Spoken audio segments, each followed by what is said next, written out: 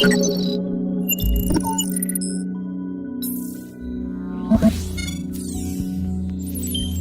pagi, selamat sore, atau selamat malam untuk viewer Kanal 3. Hari ini saya Ratna Jarum. Dalam episode Melek Hukum kali ini, saya kedatangan tamu spesial saya. Oke, Ibu siapa Bu? Kenalin dong buat teman-teman viewers Kanal 3. Halo, saya Rita Komala Dewi. Saat ini saya bekerja sebagai notaris di Jakarta Selatan.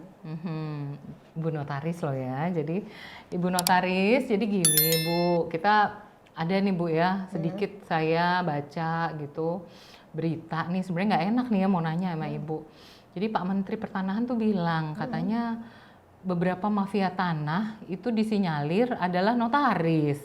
Gimana tuh Bu? Kok bisa sih notaris merangkap mafia tanah? Karena kan kalau kita bicara mafia, aduh rasanya gimana ya? Mafia tuh ada di dunia kejahatan, mafia hukum juga ada sih gitu ya di peradilan gitu ya, proses pengadilan. Nah ini kok sampai notaris dibawa-bawa dianggap sebagai bagian dari mafia tanah, tuh gimana Bu ceritanya? Ya sebenarnya sih cukup menyedihkan ya kita disebut sebagai bagian atau turut serta mafia tanah.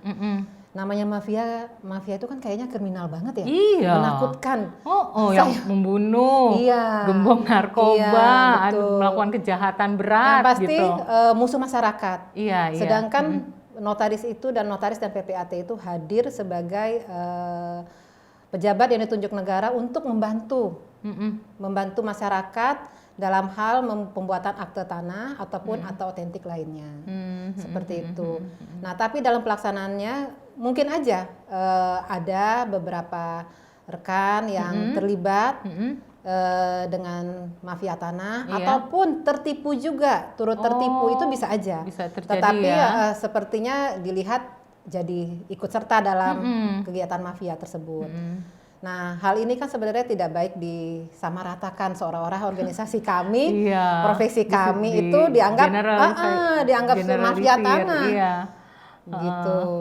Oke, jadi cukup menyedihkan ya, tapi memang satu dua mungkin kita sebutnya oknum ya, karena memang di beberapa institusi pasti ada oknum-oknum yang memang melakukan kejahatan ya, memperkaya dirinya sendiri, tapi kan memang ada sanksi ya pada prinsipnya ya. Iya, tetap ada hukum ya. Iya, tetap ada hukum yang dikenakan dan terkena pasal-pasal pidana ya untuk kejahatan tersebut gitu. Oke, nah ini gini Bu, kebetulan nih sangat berharga nih, ada juga teman-teman yang nanya tipsnya supaya kita tidak terkena bujuk rayu mafia tanah gitu loh. Apalagi kan tanah nih hal yang apa ya namanya, hal yang nggak bisa bertambah gitu loh. Tanah ya udah segitu-gitu aja gitu loh, kecuali ada laut terus diuruk pasir ya udah jadi tanah gitu ya. Tapi ini untuk apa namanya mengetahui supaya masyarakat, teman-teman viewers Kanal 3 tidak terjebak dengan praktek-praktek dari orang-orang yang ngaku atau oknum yang ngaku sebagai mafia tanah. Gimana nih, Bu Rita bisa kasih saran nggak? Iya, memang kasus tanah itu sangat banyak ya. Iya.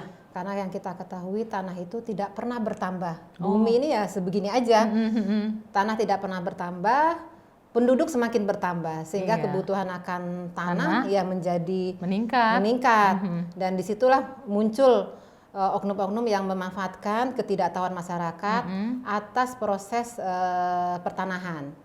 Nah, kalau saran saya untuk masyarakat yang hendak berurusan mengenai tanah, sebaiknya bila akan melakukan transaksi mengenai tanah, menghadap langsung ke PPAT setempat. Jangan melalui orang lain, jangan melalui pihak ketiga, sebaiknya langsung berhadapan dengan PPAT, mengenal baik PPAT tersebut, sehingga timbullah hubungan kepercayaan antara PPAT dengan masyarakat atau dengan klien. Ibu dari tadi ini ngomongin PPAT nih ya. PPAT itu sebenarnya kepanjangan dari apa sih Bu? Mungkin ada teman-teman Kanal 3 yang perlu juga dikasih definisi dari PPAT. Terus beda PPAT sama notaris itu gimana ya? PPAT itu pejabat pembuat akte tanah. Jadi yang dibuat oleh PPAT itu adalah akte-akte otentik yang berkaitan dengan tanah. Tanah saja? Iya, tanah saja. Seperti akte jual beli, akte hibah, dan akte lainnya yang berkaitan dengan tanah. Kalau notaris itu pejabat yang ditunjuk negara untuk pembuatan akte-akte yang berkaitan dengan mungkin keperdataan, mungkin mengenai perjanjian, ya, yang nggak ada hubungannya dengan tanah ya. Mengenai transaksi tanah. Jadi sementara kalau untuk pejabat itu sendiri biasanya di tingkat apa, kelurahan, kecamatan untuk PPAT? Kalau PPAT setingkat kabupaten ataupun kota madya. Oh gitu. Jadi misalnya tanahnya Bu Ratna nih adanya di Karawaci. Nah, Karawaci mungkin termasuk dalam Kabupaten Tangerang. Jadi harus menghadapnya PPAT Kabupaten Tangerang. Oke. Nah, Jadi kalau notaris sendiri itu provinsi. Jadi Bu Ratna mau buat perjanjian, perjanjian mengenai jual beli rumah misalnya ya.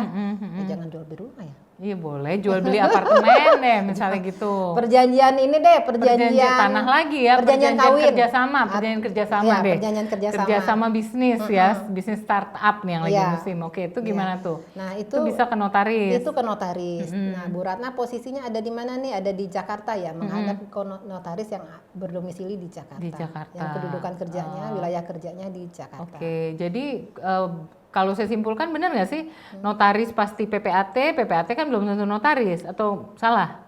Notaris nggak semuanya PPAT?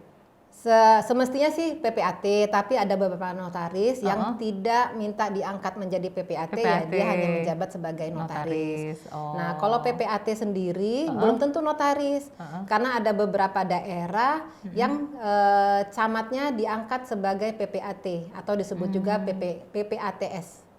Pejabat pembuat akte tanah sementara. Oh oke, ya udah kita minum dulu yuk tehnya ya Bu Rita, nanti kita lanjutkan ya session berikutnya. Preview. Viewers Kanal 3, tadi udah banyak ya informasi dari Bu Rita nih. Jadi di sini tadi juga karena bahasannya mengenai mafia tanah dan betapa kita harus hati-hati.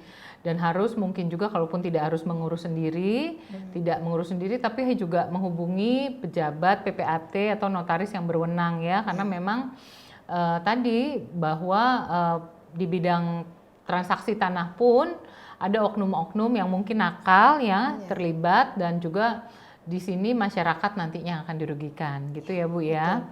Oke, terus yang kedua juga dari teman-teman yang akan mengurus baiknya juga harus memahami harus pergi kemana, tadi yang Ibu Rita sampaikan harus ke PPAT dan melakukan juga turut serta mengetahui apa-apa saja yang yang diperjanjikan ya dengan PPAT tersebut, dan juga bahwa tanah itu nantinya akan diukur ya kan, ada pihak pengukuran ya kan setelahnya. Nah baru tanahnya mungkin bisa diproses sertifikatnya gitu ya Bu Rita ya.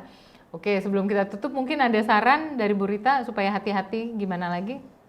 Mungkin untuk masyarakat ya, untuk lebih baiknya memahami mengenai tanah. Ada baiknya juga masyarakat jangan hanya pasrah.